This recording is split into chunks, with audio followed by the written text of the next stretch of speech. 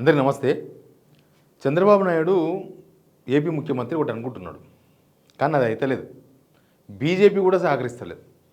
ఆయన బీజేపీని నమ్ముకొనే బీజేపీని కూడా దీనిలోకి లాగి జగన్ని జైలుకి పంపాలి, జగన్ మళ్ళీ పాదయాత్ర చేసే అవకాశం ఇవ్వద్దు, జగన్ ఇప్పుడే తిరుగుతూ ఉన్నాడు మొత్తం కాన్స్టిట్యున్సీలు, ఇప్పుడే ఎక్కడంటే బహిరంగ సభలు, లేకపోతే ఏదో ఒక యాక్టివిటీ చాలా ఫుల్ యాక్టివ్గా ఉంటున్నాడు. ఈయనను జైలుకు పంపించేస్తే ఇప్పుడే, మళ్ళీ ఎలక్షన్ నాటికి పంపొద్దు, ఇప్పుడే జైలుకు పంపించేస్తే ఇక వైసీపీ ఎక్కడిదక్కడ, వైఎస్ఆర్ కాంగ్రెస్ పార్టీ ఎక్కడిదక్కడ చీలికలు వచ్చేస్తాయి. అది మొత్తం కార్యకర్తలంతా డిమోరల్ అయిపోతారు. ఇక మా నారా లోకేష్కి ఎట్లాంటి ఇబ్బంది ఉండదు, మా కొడుకు నారా లోకేష్కి ఇబ్బంది ఉండదు అని ఒక స్కెచ్ చేసిండు. ఆ స్కెచ్ అమలైతే లేదు. ఆ స్కెచ్ కోసం ఆయన అనుకుంటున్న పని చేయడానికి బీజేపీ కూడా సహకరిస్తలేదు. ఎందుకు సహకరిస్తలేదని నేను ఈ స్టోరీలో చెప్తా.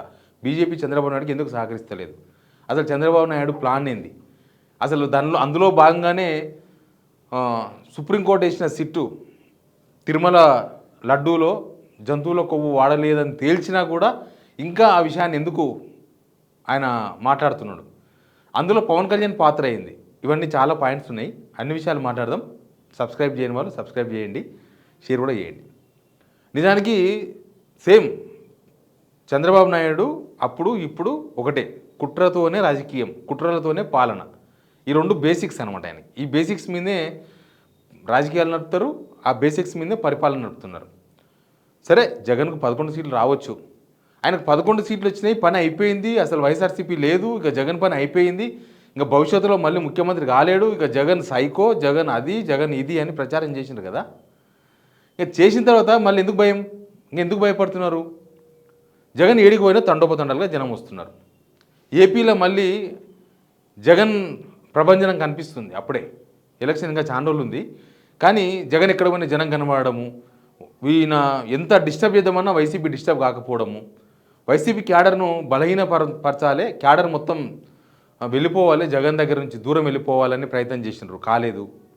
జగన్ చుట్టూ ఉన్న వాళ్ళను కొంతమందిని ఆయన చుట్టూ ఉండే వాళ్ళందరినీ డిస్టర్బెన్స్ చేసేస్తే పార్టీ మొత్తం ఇంకా ఉండనే ఉండదు. అసలు వైఎస్ఆర్సీపీ మీద జనాలకున్న నమ్మకం పోగొట్టాలని కొంత ప్రయత్నం చేస్తే అందులో విజయసాయిరెడ్డి దానిలో పడ్డాడు, ఆ ట్రాప్లో పడ్డాడు, ఆయన వెళ్ళిపోయాడు. ఇంకా మిగతా వాళ్ళంతా ఉన్నారు. మిగతా వాళ్ళంతా రకరకాల కేసుల్లో ఏదో లిక్కర్ స్కామ్ అని, లేకపోతే ఇంకో స్కామ్ అని, ఇంకొకటని రకరకాల కేసులలో అరెస్ట్ చేసి జైలుకు పంపించినా వాళ్ళు మళ్ళీ బయటకు వచ్చి జై జగన్ అంటున్నారు. అది చంద్రబాబు నాయుడికి మైనస్. ఆయన అనుకున్నది అదైతే లేదు. రెండోది, యాక్చువల్గా జగన్ అక్రమాస్తుల కేసులోనే ఎట్లన్నా వేసి మళ్ళీ జైలుకు పంపాలి, దీన్ని తేల్చాలి అని బీజేపీతో ఆయన ఏపీ గురించి కాదు, ఆయన అమిత్ షాని కలిసినా, ప్రధానమంత్రిని కలిసినా ఎక్కువ పాలిటిక్స్ మాట్లాడతారంట. నాకు ఢిల్లీలో ఉన్న వాళ్ళు చెప్తారు కదా, ఈ తెలంగాణ ఏపీ అంత మిక్స్డ్ ఫ్రెండ్స్ ఉంటారు కదా, అక్కడ ఎప్పుడు రాజకీయాల గురించే చర్చ. ఏపీకి ఏం చేద్దాం, ఏపీకి ఏమి ఇద్దాం, ఏపీకి ఇట్లా ఉంది అట్లా ఉంది, డబ్బులు కావాలి, నిధులు కావాలి, ఇంకేదో కావాలని కాదు. అది ఎట్లా వస్తాయి, అది బ్లాక్మెయిల్ చేసి సంపాదించవచ్చు. కానీ ఇది రిక్వెస్టులు అనమాట. జగన్ జైలు వేయాలి, జగన్ మీద కేసుల్లో జగన్ దోషిగా తేల్చాలి, అవేమి వర్కౌట్ అవుతలేవు. అది వర్కౌట్ అవుతలేదు. అది వర్కౌట్ కాకపోయేసరికి తిరుమలలో లడ్డూలో జంతువుల కొవ్వు అని పట్టుకొచ్చారు. పట్టుకొచ్చిన తర్వాత సుప్రీంకోర్టే సిట్ వేసింది. సిట్టు తొందరగానే తెలిసింది, ఒక 1 year తెలిసినట్టుంది. దీనిలో జంతువుల కొవ్వులేం వాడలేదని వాళ్ళు రిపోర్ట్ ఇచ్చేసిండ్రు. యాక్చువల్గా చంద్రబాబు నాయుడు ఏమనుకున్నాడంటే, సుప్రీంకోర్టు వేసిన సిట్టును కూడా మనం మేనేజ్ చేసేస్తాం, వ్యవస్థలన్నీ కూడా మేనేజ్ చేస్తారు. చూస్తున్నాం కదా మనం ఇక్కడ తెలంగాణలో, ఏపీలో అన్నిటికీ ఒకటే కేంద్రం వ్యవస్థలను మేనేజ్ చేయడంలో, చేసేస్తాం, అది వచ్చేస్తుంది, ఇంకా అయిపోతుంది అనుకున్నాడు. అది వర్కౌట్ కాలేదు. వర్కౌట్ కాకపోయేసరికి ఇక చంద్రబాబు నాయుడు మళ్ళీ స్టార్ట్ చేసిండు. ఆ బాధ్యతలు పవన్ కళ్యాణ్కి అప్పగించిండు. ఇక పవన్ కళ్యాణ్ మళ్ళీ సనాతని అవతారం ఎత్తిండు, మధ్యలో వదిలేసిండు. ఆయన ఎప్పుడు ఏ అవతారం ఎత్తో తెలియదు. సినిమాకు ఒక పాత్ర ఉంటుంది, సినిమాకు ఒక వేషం ఉంటుంది, సినిమాకు ఒక గెటప్ ఉంటుంది. ఇప్పుడు మళ్ళీ సనాతని గెటప్ వేసిండు అనమాట. ఆ గెటప్ వేసి మళ్ళీ లడ్డు గురించి రెగ్యులర్గా ప్రెస్ మీట్ పెట్టాలి. పవన్ కళ్యాణ్ అక్కడికే లిమిట్ చేసిండ్రు. పవన్ కళ్యాణ్ అభివృద్ధి కార్యక్రమాలలో అక్కడ ఎక్కడ పార్టిసిపేట్ చేసేది లేదు. చంద్రబాబు నాయుడు ఉంటాడు, నారా లోకేష్ ఉంటాడు. అది రాజకీయం వాళ్ళు చేసుకోవాలి, వాళ్ళు ఏం చెప్తే అది పవన్ కళ్యాణ్ వినాలి. లేకపోతే పవన్ కళ్యాణ్కి ఏం జరుగుతుందో కూడా తెలియదు. ఆయన ఎందుకు అసలు డిప్యూటీ సీఎంగా గవర్నమెంట్లో పార్టిసిపేట్ చేయకుండా ఇట్లాంటి దానిలో పార్టిసిపేట్ చేస్తున్నాడో తెలియదు. అయితే ఈ అసలు జనమంతా ఆ సిట్టు రిపోర్ట్ వచ్చిన తర్వాత క్లారిటీ వచ్చేసింది.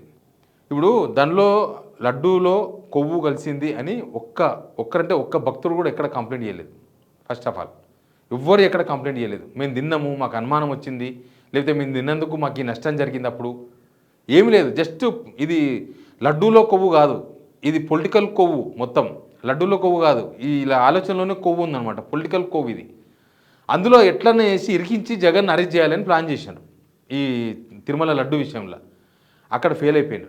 ఫెయిల్ అయిపోయిన తర్వాత ఈ కేసులో జగన్ను అరెస్ట్ చేయాలి. జగన్ అరెస్ట్ చేస్తే 2 లాభాలు చంద్రబాబు. ఇప్పుడు ఒకటి ఏంటంటే తిరుమల సెంటిమెంటు, హిందువులు అరెస్ట్ చేస్తే జనం నమ్ముతారు. లేకపోతే చంద్రబాబు నాయుడు 100 ప్రెస్ మీట్లు పెట్టినా ఎవరు నమ్మరు. సిట్టు రిపోర్ట్ ఇచ్చింది ఆల్రెడీ కాదని. కానీ జగన్ మీద కేసు బుక్ చేసి జగన్ను లోపలేస్తే లడ్డులో కొవ్వు కలిసిందని ఆంధ్రప్రదేశ్ జనాలు అందరినీ నమ్మించవచ్చు. అప్పుడు జగన్కు హిందువులు విరోధులు అయిపోతారు.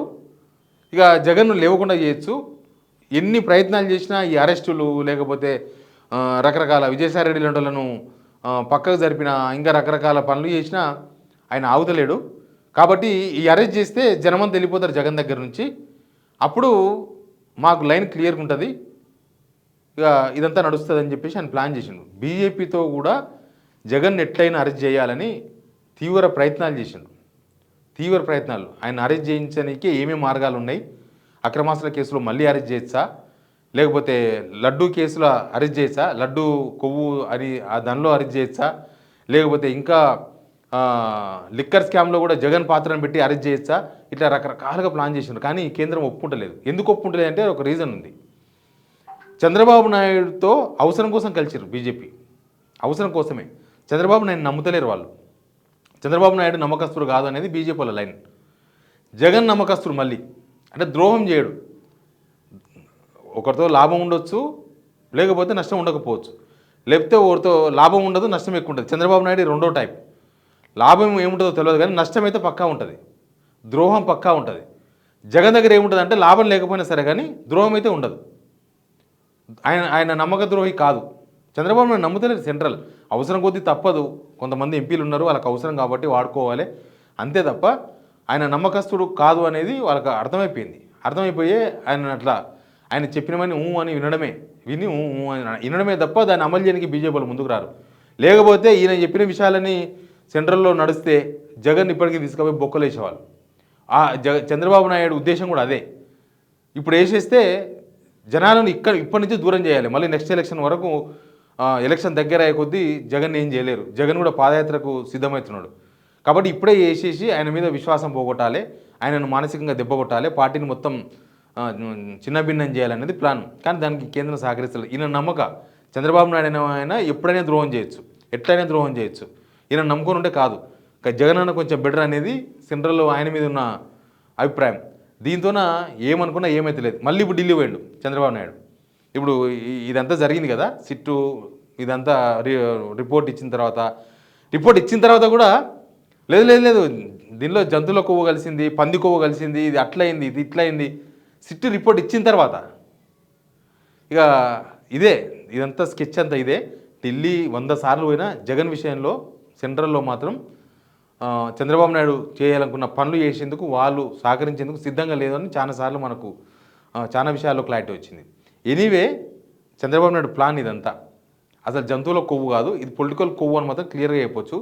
ఏ భక్తుడు ఎక్కడ తిన్నవాళ్ళు ఉంటారు కదా, తిన్నవాళ్ళు ఎన్నో సంవత్సరాల నుంచి లడ్డూలు తినేవాళ్ళు, రెగ్యులర్గా టీటీడీ పోయేవాళ్ళు, రెగ్యులర్గా లడ్డూలు కొనేవాళ్ళు చాలామంది ఉన్నారు. అసలు దానిలో ఎక్కడొచ్చిందో ఎవరు అంత కన్ఫిడెన్స్ సిచ్యువేషన్ అయితే ఉండదు కదా. తిరుపతి లడ్డూలో టేస్ట్ చేంజ్ ఉంటే ఆ రోజే కంప్లైంట్ చేసేవాళ్ళు. ఇది ప్రజాస్వామ్యం. చంద్రబాబు నాయుడు వస్తే తప్ప కంప్లైంట్ చేసే పరిస్థితి లేవు. ఇప్పుడు ఎవరు కంప్లైంట్ కూడా చేయలేదు. అందుకే ఎనీవే చంద్రబాబు నాయుడు ప్లాన్ అంతా బూమ్రాంగ్ అయింది. చంద్రబాబు నాయుడు ఏదో చేద్దాం అనుకుంటే ఏమీ కాలేదు. అదంతా రివర్స్ అయ్యి కూర్చున్నది. ఇప్పుడు ముందు ఏం చేస్తారో చూద్దాం. Please subscribe.